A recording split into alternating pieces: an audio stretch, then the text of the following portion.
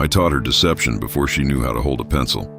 Before she could write her own name, she could lie flawlessly. I told her the world wasn't kind. That people were predictable, emotional, and easy to impress, especially when guilt was involved.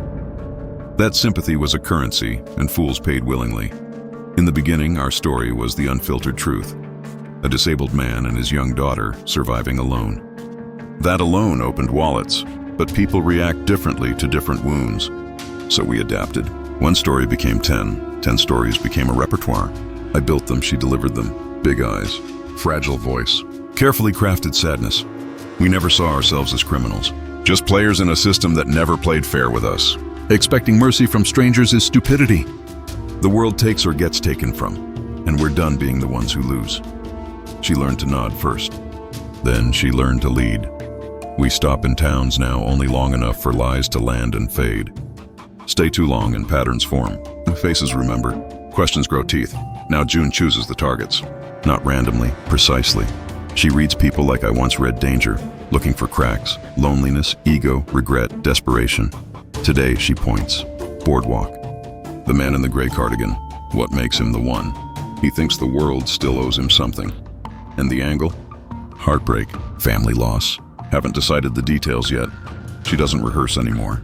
She performs. Sometimes I catch myself forgetting that she was a child once, that somewhere in her face is the woman I loved, the one we both lost.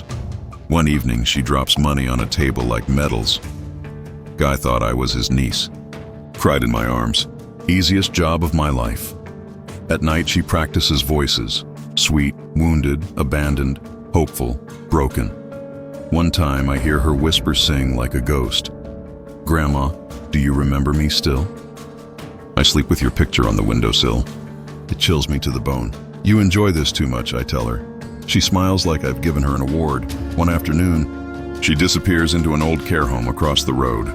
I'll be right back, she says, tightening her scarf like a school ribbon. Through the window, I watch her kneel beside an elderly man with empty eyes. She speaks softly. His lips tremble. His hands shake.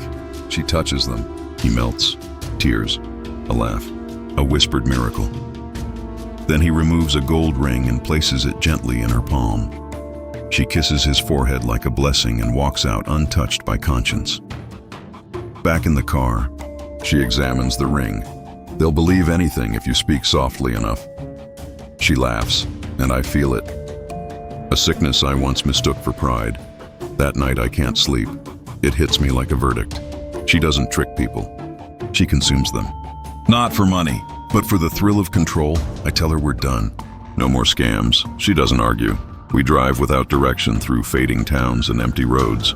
No radio, no talk. Just silence heavy enough to feel physical. After days, she breaks it. Where are we going? Nowhere. We end up in a quiet coastal town, the kind the world forgets. I find work at the fishing docks.